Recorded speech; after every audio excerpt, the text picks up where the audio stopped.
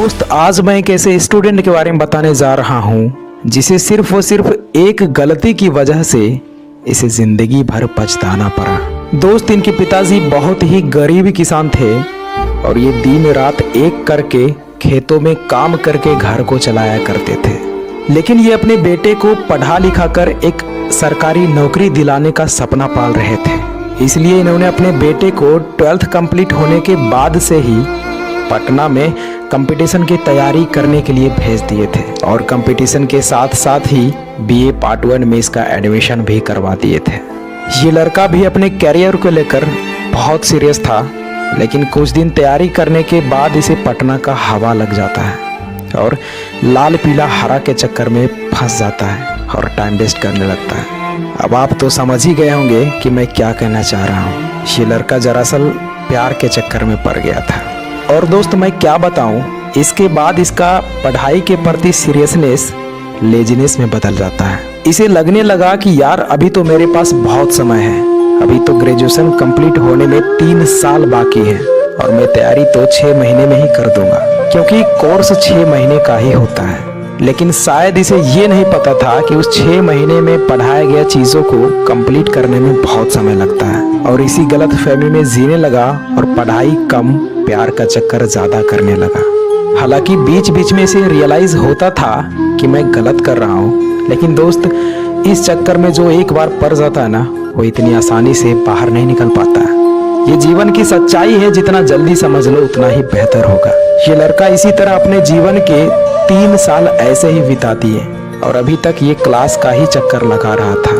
दोस्त, आप भले ही सच्चाई से कुछ दिन मुंह मोड़ लेते हो, लेकिन एक न एक दिन आपको जरूर समझ में आती है। लेकिन जब तक समझ में आती है तब तक बहुत लेट हो चुका होता है। ठीक उसी प्रकार जब इसके साथ में पढ़ने वाला एक दोस्त ग्रेजुएशन कंप्लीट होते ही एसएससी सीजीएल एग्जाम को क्रैक कर लिया और वो सेटल हो गया, तब इसे रियलाइज हुआ कि मैं इन 3 सालों में क्या किया और इसे लगने लगा कि मैंने कितना गलत किया। पिताजी का मेहनत पानी में फेर दिया, कैसे कैसे दिन रात मेहनत मजदूरी करके पैसा भेजते होंगे और मैंने ये सब चुटकियों में बर्बाद कर दिया। ये लड़का को अब सारा कुछ दिखने लगा था, लेकिन तब तक बहुत लेट हो चुका था। और दोस्त, इसी समय घर से कॉल आता है कि बेटा, माँ की आंखों का ऑपरेशन कराना है, लेकिन पैसे नहीं है क्योंकि सारा पैसा तो तेरा पढ़ाई में लगा दिया। बेटा, तुम्हारा सिलेक्शन कब हो रहा है? तो दोस्त, ये लड़का कुछ नहीं बोल पाया क्योंकि ये लड़का इन 3 सालों में पढ़ाई के अलावा सब कुछ किया था, सिर्फ पढ़ाई ही नहीं किया था। ये लड़का फ़ोन पर सिर्फ रोता रह गया और फिर बोला कि पिताजी, अभी कोई एग्ज़ाम नहीं निकला है। दरअसल मैं गलत रास्ते पे चला गया था, मैं भूल गया था कि मैं यहाँ क्या करने के लिए आया हूँ, मुझे माफ़ कर दीजिए पिताजी। दोस्त, इतना बात सुनकर इनके पिताजी शॉक्ड हो गए और सोचने लगे कि मैं क्या सोच रहा था और क्या पाया। मैं ये सोच रहा था कि अब दुख की घड़ी बहुत जल्द ही खत्म होगा, लेकिन सारा उम्मीद पे पानी फेर दिया। अरे मैंने तुम्हारे लिए क्या नहीं किया, अपना जमीन का 90% हिस्सा इन 3 सालों में बेच दिया, ये सोचकर कि मेरा बेटा शहर में अच्छे से पढ़ाई कर रहा होगा। लेकिन तुमने जो कर दिखाया ना, अब लग रहा है कि सारा सेक्रीफाइसेस व्यर्थ चला गया। अरे बेटा, सोचो उस माँ पे क्या बीतेगी जो माँ अपनी आंखों का ऑपरेशन नहीं करा रही थी, बोलती थी कि बेटा सेट हो जाएगा ना तो मैं ऑपरेशन करा लूँगी, और तुम बहुत अच्छा किया बेटा, बहुत अच्छा।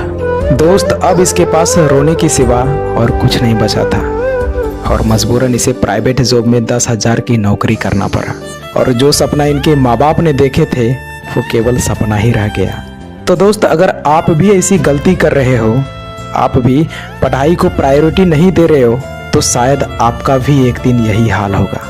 कड़वी है लेकिन बहुत सच है। इसलिए दोस्त, समय रहते खुद में सुधार कर लीजिए, क्योंकि समय के पास इतना वक्त नहीं है कि वो आपको दोबारा समय दे सके। तो आप लोग बताइए कि इस वीडियो में कुछ देखने योग्य तथ्य मिले हैं या बातें मिली हैं, तो हमें कमेंट ठोक दीजिएगा।